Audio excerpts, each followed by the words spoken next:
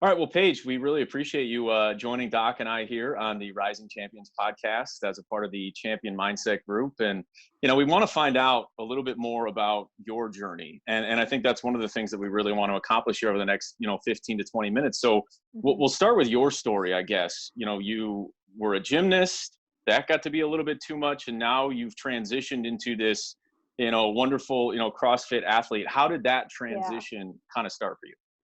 So, it was, I think, the end of 2016. I that was like, leading up into my last season of gymnastics, and I dislocated my knee, and that was like kind of like a freak accident. So I was really struggling to get through that last season. And that's my mom, she recommended that I go see Jason. And I was like, oh, I don't know about that. Like, I don't know if I need like a sports psychologist. Like, I didn't know what it was about and stuff. And I ended up just like giving it a shot. And he like got me through that season. I didn't think I was gonna make it. I was like crying every day after practice, and I'd get so nervous before I'd like go up for like a beam routine or a bar routine that I'd be like dry heaving over like a garbage bin. It was really bad. But once I started like working with him, I like that just all went away. And that's kind of when I like realized that like the mental training is like just as important as physical training. Um so I kind of like we both kind of knew, like I told him before or like when I first started, that I just needed to get through the season and then I was going to be done. And so he got me through. And then once I quit gymnastics, I kind of needed like something to keep me moving, because I went from like 20 hours a week of practice to like nothing, which was hard. So that's how I like got into CrossFit. A couple of my friends that were gymnasts before, they were doing it, so I just figured I'd like give it a shot. So Yeah, I yeah. mean, I remember, those days when you first came in, Paige, and it was difficult. And I think we Yeah. we came to an agreement that let's just get through this season, like you said. Mhm. So Yeah. let's put all of decision making to the side, and let's just focus on every day trying to get healthy and compete to the best of your ability. And then let's sit down and make a clear-headed decision on what the future might hold. Yeah. Because originally, you were really burned out from what I can remember, physically Yeah, and for sure. mentally. Your body was burned out for sure after the injury. So I think that was good for you to learn how to put those things aside and Mhm. uh, and get through that. And you had some success too. Yeah. So that was great. So I'm really curious, about that transition you made, once things settled down and you made that decision to get into CrossFit, and how did you kind of parlay your mental training into CrossFit? How did that work for you? So I kind of took like almost took a break from mental training once I started, because I wasn't really competing that much. But once I made it to the CrossFit Games in 2018, that was my first year. I kind of knew that like there was something missing. So I kind of just figured like it was just like training and that I needed to get fitter. So then going into 2019 CrossFit Games, I was I think I was kind of I don't want to say I was back where I was in gymnastics, because I wasn't really burnt out of the sport, but mentally I was just really struggling with competition. Like the first day of the 2019 CrossFit Games, that was like the worst. I pretty much mentally gave up. And so I talked with my parents after, and I was like, hey, I think I need to go see Dr. Novetsky again, because I mean, I think it helped.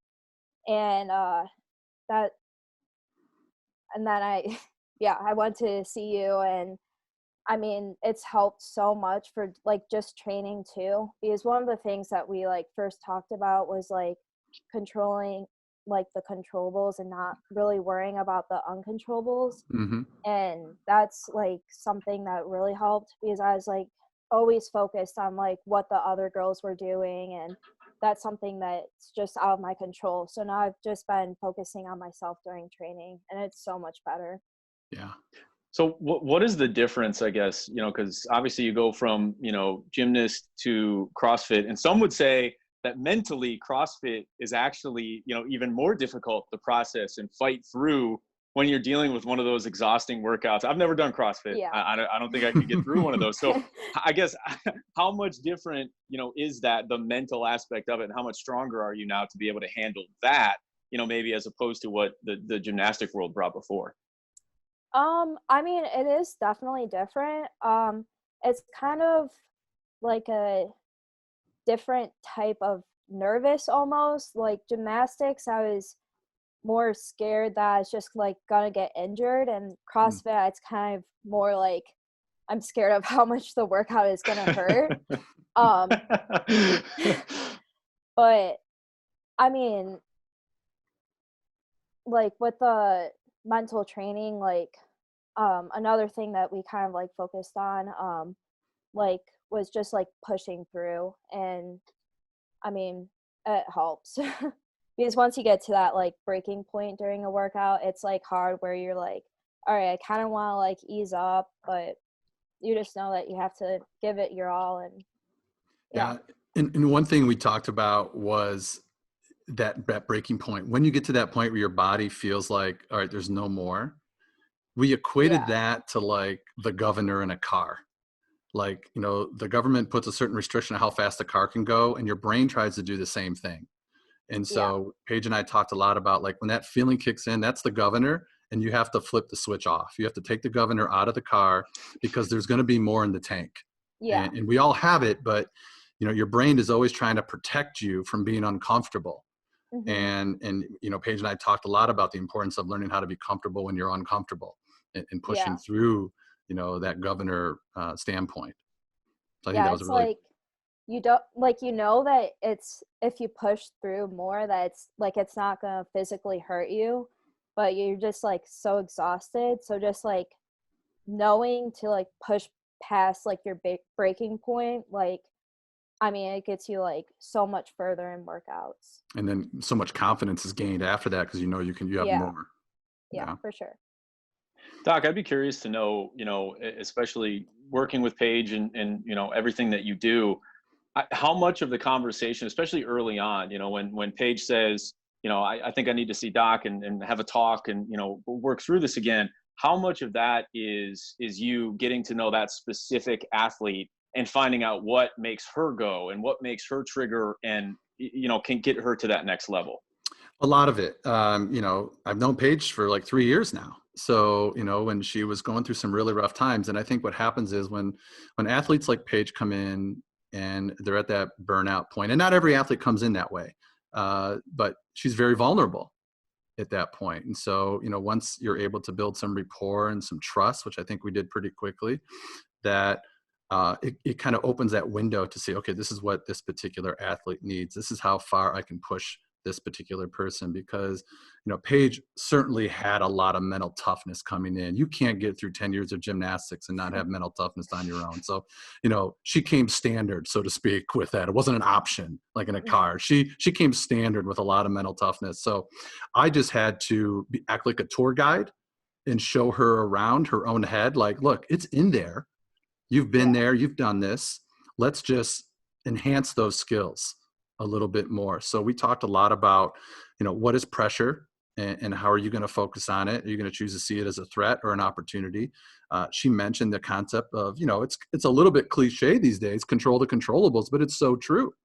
You know, we have to focus on the things we can control. Why worry about things that you can have no bearing on? There's no value in wasting your mental energy on that. And once she really bought into that way of thinking, I think the sky was the limit for her. And just look at her now. I mean, she is world famous. She's the third fittest teen on the planet, for crying out loud. I mean, and when she came in 3 years later, after I saw her as a gymnast, I was blown away. She looked amazing. She's incredibly fit, and she's got the brains to go with it. So, you know, she's a complete package. I'm just so proud to be her coach.